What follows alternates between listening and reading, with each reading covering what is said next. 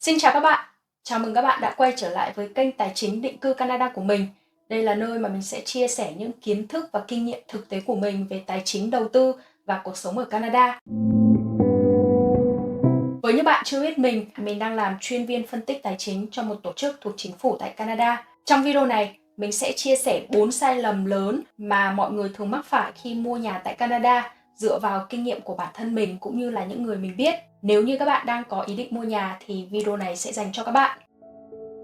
Sai lầm thứ nhất đó là mua nhà trước khi hiểu rõ khả năng tài chính của bản thân. Rất nhiều người, đặc biệt là những người mới nhập cư hay là những người mới đi làm một vài năm, rất là vội vàng mua nhà trong khi chưa hiểu rõ được chi phí phát sinh liên quan như là chi phí về thuế đất, chi phí bảo trì bảo dưỡng. Mọi người thường chỉ nghĩ đơn giản là lãi suất đang thấp, mua nhà thì hơn là thuê nhà, dẫn đến những áp lực lớn để chi trả tiền hàng tháng sau khi mua nhà. Điều đó ảnh hưởng lớn đến cuộc sống của các bạn. Một nguyên tắc phổ biến đó là chi phí nhà dù là thuê hay là mua cũng không nên vượt quá 35% thu nhập của các bạn. Nếu như số tiền mà các bạn chi cho tiền nhà cao hơn 35% số tiền thu nhập của các bạn thì các bạn cần phải xem xét và cân nhắc kỹ quyết định trước khi mua nhà. Mình đã tạo ra một bảng tính toán những chi phí hàng tháng của việc mua nhà cũng như là so sánh với chi phí thuê nhà. Mình sẽ để link ở dưới phần mô tả nhé. Dựa vào bảng tính này thì các bạn có thể cân đối được khả năng chi trả của bản thân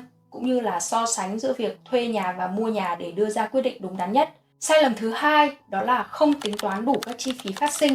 Mình thấy khá là nhiều người khi mua nhà thì chỉ dự trù những chi phí như là chi phí đặt cọc hoặc là chi phí vay ngân hàng nhưng không nghĩ đến là có những chi phí phát sinh khác như là chi phí thuê luật sư, phí chuyển nhượng, kiểm tra nhà, home inspection hay là phí chuyển nhà và mua sắm nội thất.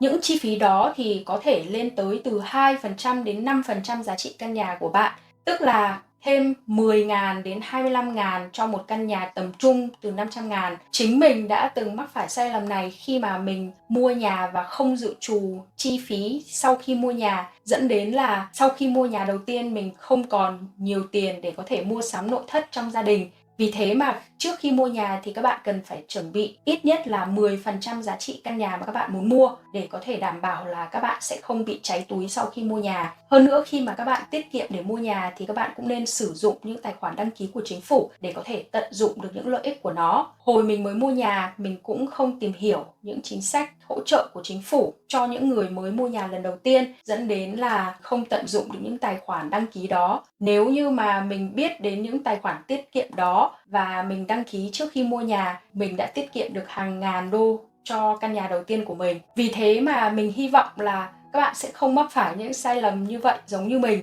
Nếu như các bạn muốn tìm hiểu thêm về các tài khoản đăng ký phổ biến của chính phủ tại Canada thì các bạn hãy tham khảo thêm video này nhé.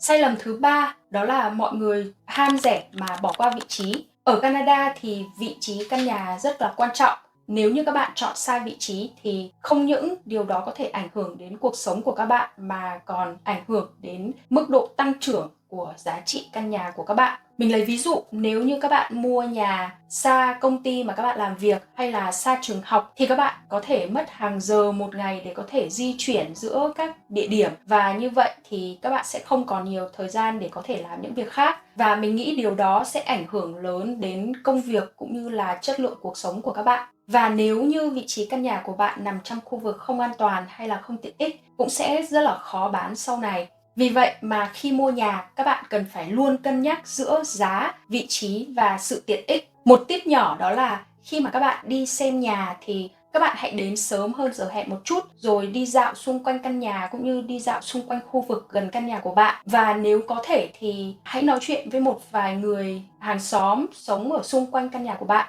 để bạn có thể hiểu rõ hơn về cuộc sống ở đó cũng như là cảm nhận và cân nhắc xem mình có phù hợp không. Sai lầm thứ tư đó là không kiểm tra kỹ trước khi mua. Có những khoảng thời gian mà ở Canada rất là thiếu nhà do là số lượng nhà thì ít nhưng tỷ lệ nhập cư cao, dẫn đến là việc cạnh tranh mua nhà rất là cao. Vì cạnh tranh nên là nhiều người bỏ qua việc để điều kiện kiểm tra nhà trước khi ký hợp đồng hoặc là trước khi chấp nhận mua nhà, đặc biệt là với những căn nhà mà có nhiều người đấu giá. Nếu như các bạn không kiểm tra kỹ nhà trước khi mua, rất dễ là các bạn sẽ mua phải những nhà có những vấn đề lớn như là vấn đề về móng, ẩm mốc hoặc là điện nước, và những vấn đề đó có thể tốn các bạn vài ngàn đến vài chục ngàn để có thể xử lý được vấn đề đó sau khi mà các bạn chuyển vào. Do vậy mà mình khuyên là ngoài việc các bạn tự kiểm tra nhà thì các bạn cũng nên thuê một người chuyên gia để có thể kiểm tra nhà trước khi mà các bạn mua. Nếu mà các bạn buộc phải bỏ qua điều kiện đó thì các bạn cũng